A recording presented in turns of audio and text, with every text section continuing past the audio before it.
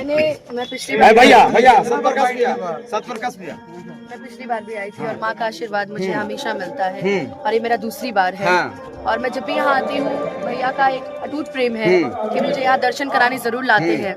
और मैंने हमेशा यही मांगा है कि माँ मेरे साथ जितने भी लोग जुड़े हों, चाहे वो सत्य प्रकाश भैया हो, मेरा दीपक भैया हो, कोई भी हो, सभी हमेशा खुश रहे और सभी आगे बढ़े अपने जीवन में। अपने लिए क्या मांगू, माँ ने बहुत दिया है मुझे, बस चलता रहे, बस अब कुछ और नहीं चाहिए। अनुपमा के लिए क्या कहिएगा? हर साल आती है, एकदम हर साल आते हैं और हक के साथ हम लोग बुलाते हैं इनको और आगे भी आते रहेंगे। जब जब महोत्सव होगा तब तब आएंगे।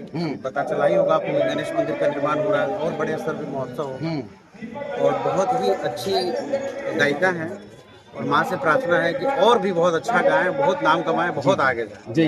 क्या पवन सिंह कब आने वाले हैं? इस मंच पर हर साल आते हैं सत्य प्रकाश भैया।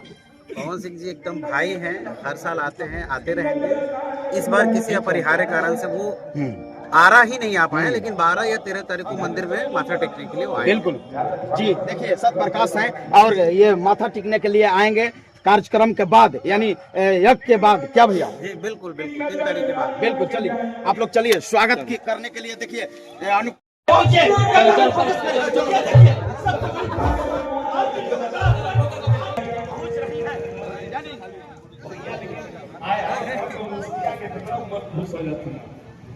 बाबा के देखते तो के देख के मुस्कुरा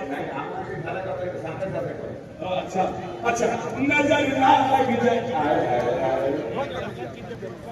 एक बार भैया का देखो भजन के कार्यक्रम और वाकई में भगवान श्री कि कजरा रे कजरा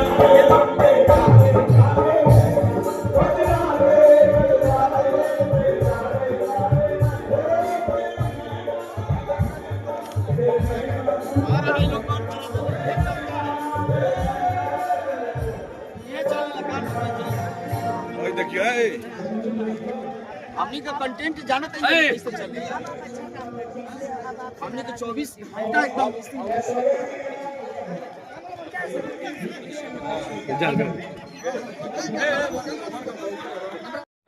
लखलानी के महारानी के दर्शन होकर आज दीपावली है।